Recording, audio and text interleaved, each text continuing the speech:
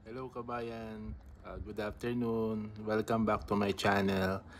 Please help subscribe to my channel so I can make more contents like this. So currently nandito ako sa New Zealand at makikita nyo naman ang gaganda ng bridge nila. So yung isang aral sa buhay,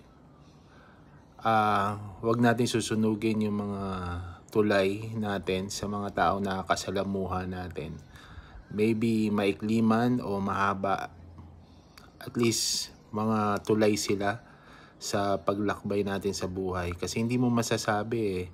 May panahon na akala mo hindi mo na sila makikita o makakasalamuha ulit, pero minsan magiging katrabaho mo sila ulit o kaya magiging kasama mo sila sa paglipat mo sa ibang bansa, or kung hindi naman kung nag-aaral ka, hindi mo masabi yung pala doon din sila mag-aaral. So maganda na wag nating sunugin yung mga bridges natin sa iba't ibang tao, kasi lahat naman ng tao matutulungan tayo at masusuportahan. So on our part, dapat kung gusto natin ng ganon, dapat willing din tayong tumulong sa iba. So ang sa akin lang, don't burn bridges, lalo na sa field ng trabaho.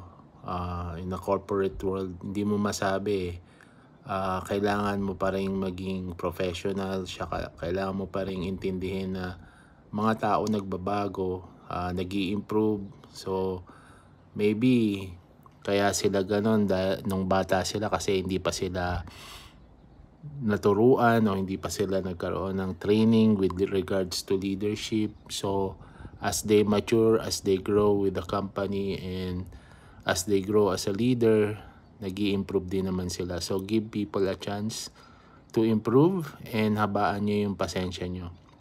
So as I walk through the bridges here in New Zealand, I always remember that lesson na don't burn bridges with people. Kaya nga naglagay ng tulay para alam mo yun, matulungan natin ang isa't isa.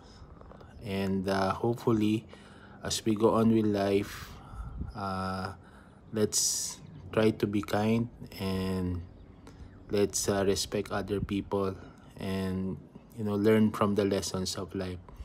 We are living in one world, one planet, so let's support one another. So have a nice day. I hope may natutunan kayo and enjoy the view in New Zealand. Thank you. Please subscribe to my channel.